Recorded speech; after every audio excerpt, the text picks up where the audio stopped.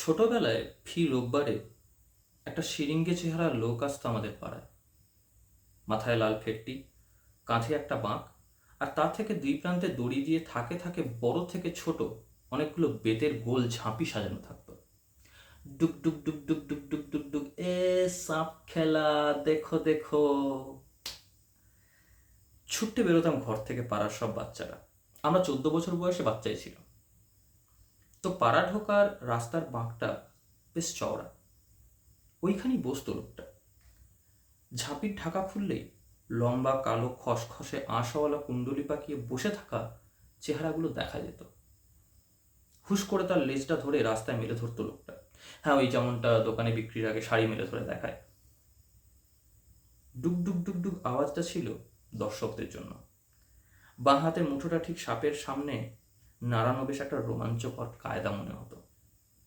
সাপে কামড়ালে যে কি হয় তা সম্পর্কে অজানা ছিলাম না। তাই যদি কখনো ছোবল মারার অভিনয় করতে করতে সাপটা ক্লান্ত হয়ে পড়তো, তাহলে জনতার ভিড় লক্ষ্য করে মারতো একটু উঁকিঝুঁকি। আর যায় কোথায়, আমাদের বীরপুঙ্গবদের দল তখন পারলে সামনাসামনি বাড়ির কার্নিশে উঠে পড়ি আর কি। বেয়ারা হতচ্ছাড়াটাকে লোকটা লেজে ধরে চুপ করে নামিয়ে দিত ঝাঁপিতে, চাপিয়ে দিত ঢাকনা। ভিতরে সরসর করে কুণ্ডলি পাকিয়ে ঘুমিয়ে পড়তো সাপটা। আমরা আবার জমায়েত হতাম, আবার ভয় পেতে। লোকটা আর আসে না। সাপ ধরা বারণ তো। বাবা একবার বেশ করে বুঝিয়ে দিয়েছিল সাপগুলোর বিষ দাঁত ভেঙে দেওয়া হয়, অতএব ওর বলে মরবে না কেউ। এক লহমায় এতটা বড় হয়ে গেলাম। রোববারে শক্তিমান হতো টিভিতে।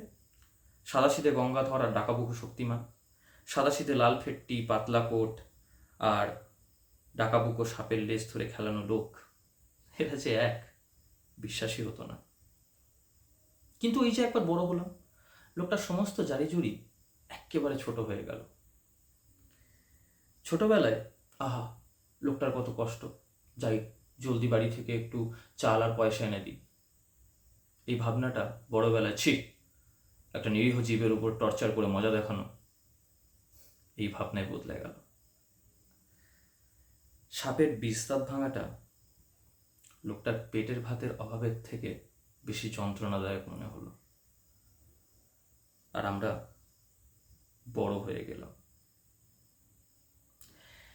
ডিসকভারিতে বিয়ার গ্রিলস সাপের মুন্ডু কেটে চিবিয়ে খেলেন দেখে সাহসী হলাম। ইউটিউবে ভারতের সর্পসংকুল গ্রামের কথা জেনে হাঁ হলাম। আর বন্যা কবলিত এলাকার লোক কেমন সাপের কামড়ে মরছে সে খবর শুনে আতঙ্কিত হলাম। আচ্ছা, সেই লোকটার উপরে বায়োপিক বানায়নি তো কেউ? চাল আর পয়সাগুলো বেঁধে কাঁধে বাঁকের বোঝাটা তুলে নেওয়ার সময় একটা প্রবল দীর্ঘশ্বাস বুক ঠেলে বেরিয়ে আসতো লোকটা। ছোটবেলায় এটা তো খেয়াল করিনি, ছোট ছিলাম বলেই তো। বড় হয়ে বুঝছি আসলে লোকটাও ওর সাপগুলোর মতোই, খেলা দেখাতে দেখাতে ক্লান্ত। সাপগুলো যেমন খেলা দেখিয়ে ঝাঁপির ভিতরে ঘুমাতো, লোকটারও কি খেলা শেষ? ঘুমিয়ে আছে কোনো প্রত্যন্ত গ্রামের মাটির ঝাঁপির তলায়।